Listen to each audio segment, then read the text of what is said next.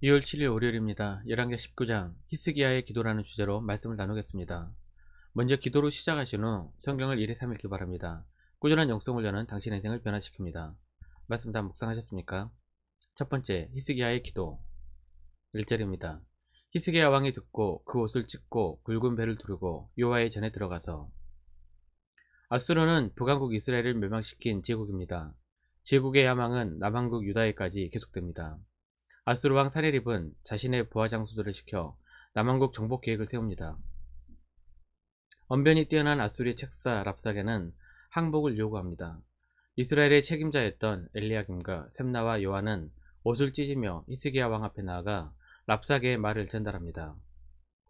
랍사게의 말을 전달받은 히스기야 왕은 비통한 모습으로 하나님의 성전을 찾았습니다. 역대하 6장 29절 30절입니다. 한 사람이나 혹 주의 온 백성 이스라엘이 다 각각 자기의 마음에 재앙과 고통을 깨닫고 이 성전을 향하여 손을 펴고 무슨 기도나 무슨 간구를 하거든 주는 계신 곳 하늘에서 들으시며 사유하시되 각 사람의 마음을 아시오니 그의 모든 행위대로 갚으시옵소서. 주만 홀로 사람의 마음을 아심이니이다. 하나님께서는 성전을 찾아 간구하는 자들의 기도를 들으십니다. 히스기야는 남왕국 유다에서도 보기 힘들 정도로 믿음이 뛰어난 왕이었습니다. 괴로울 때 하나님의 성전을 찾아 기도했던 왕입니다. 그래서 히스기야의 기도가 우리에게 친숙한 것입니다. 히스기야 왕은 사람들을 이사야 선지자에게 보내 유다의 위급한 전시 상황을 전달하며 기도를 부탁합니다. 4절입니다. 랍사게가 그의 주 아수르 왕의 보냄을 받고 와서 살아계신 하나님을 비방하였으니 당신의 하나님 여호와께서 혹시 그의 말을 들으셨을지라. 당신의 하나님 여호와께서 그 들으신 말 때문에 꾸짖으실 듯하니 당신은 이 남아있는 자들을 위하여 기도하소서 하더이다 하니라. 히스기야는 스스로 성전을 찾아 기도했을 뿐만 아니라 이사야 선지자에게 기도를 부탁합니다. 아수르가 남왕국 유다를 침공한 이 이야기는 역대하는 물론 이사야 36장 37장에서도 자세히 기록되어 있습니다. 이사야 선지자는 왕의 신복들에게 걱정하지 말라고 하나님의 말씀을 전달해 줍니다. 7절입니다. 내가 한 영을 그의 속에 두어 그로 소문을 듣고 그의 본국으로 돌아가게 하고 또 그의 본국에서 그에게 칼에 죽게 하리라 하셨느니라 하더라.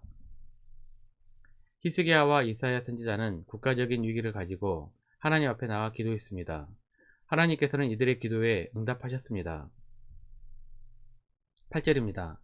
랍사게가 돌아가다가 아수르 왕이 이미 라기스에서 떠났다 함을 듣고 림나로 가서 아수르 왕을 만났으니 왕이 거기서 림나와 싸우는 중이더라. 아수르 왕 사네립도 남왕국 유다 침략을 위해 라기스로 왔다가 림나를 공격하고 있었습니다. 그런데 랍사게가 예루살렘을 바로 공격하지 않고 사네립 왕을 도우러 가는 것을 보니 뭔가 사건이 터진 것입니다. 9절입니다. 아수르 왕은 구스 왕 디르하가가 당신과 싸우고자 나왔다 함을 듣고 다시 히스기야에게 사자를 보내며 이르되. 유다를 돕기 위해 구스 왕이 군대를 이끌고 온 것입니다. 구스는 아프리카의 에티오피아입니다. 그런데 여기서 구스 왕이란 구스 출신의 애굽왕을 말합니다. 애굽왕 디르하가가 대군을 이끌고 온 것입니다. 일촉즉발의 위기 속에서 기도하고 있었던 히스기야의 기도가 응답을 받은 것입니다.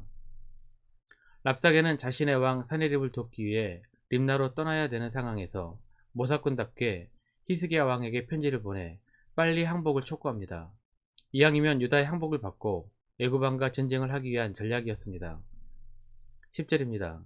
너희는 유다의 왕 히스기야에게 이같이 말하여 이르기를 내가 믿는 내 하나님이 예루살렘을 아수르 왕의 손에 넘기지 아니하겠다 하는 말에 속지 말라. 이 말은 이미 18장에서 랍사게가 히스기야의 신복들이 했던 말들 중 일부분입니다. 어떤 나라의 신도 아수르로부터 자신들의 나라를 구하지 못했다는 내용입니다. 마찬가지로 하나님도 유다를 구하지 못할 것이니 더 큰 피해를 입기 전에 항복하라는 말입니다. 히스기야는 믿음의 왕이었습니다. 아무리 협박을 해도 항복하지 않았습니다. 랍사게의 협박 편지를 듣고 또다시 하나님의 성전을 찾았습니다. 성전에서 하나님 앞에 그 편지를 펴놓고 히스기야는 조급해하지 않고 기도합니다. 15절입니다. 그 앞에서 히스기야가 기도하여 이르되 그룹들 위에 계신 이스라엘 하나님 여호와여, 주는 천하 만국의 홀로 하나님이시라. 주께서 천지를 만드셨나이다. 급박한 위기 가운데서도 조급하지 않은 것은 믿음입니다. 믿음으로 하나님께 기도합니다. 기도의 내용도 빨리 들어달라는 것이 아닙니다. 먼저 하나님을 찬양하는 내용입니다. 우리는 기도하면서 달라달라고 외칩니다. 하지만 먼저 하나님을 찬양하는 기도로 시작해야 합니다. 하나님께 감사하는 기도로 시작해야 합니다. 조급할 필요가 없습니다. 그것이 믿음입니다. 두 번째, 기도의 응답. 20절입니다. 아모스의 아들 이사야가 히스기야에게 보내 이르되 이스라엘 하나님 여호와의 말씀이 내가 아수르 왕 산헤립 때문에 내게 기도하는 것을 내가 들었노라 하셨나이다. 사실 기도의 응답은 이미 시작된 상태입니다. 애굽왕이 돕기에 왔다는 것부터 응답이 시작된 것입니다. 북이스라엘이 위급에 있을 때에는 애굽이 동맹을 맺어놓고도 모른 척 했습니다. 그런데 남유다가 위급했을 때에는 왜 애굽이 도왔을까요? 하나님의 도우심이 이렇게 시작된 것입니다.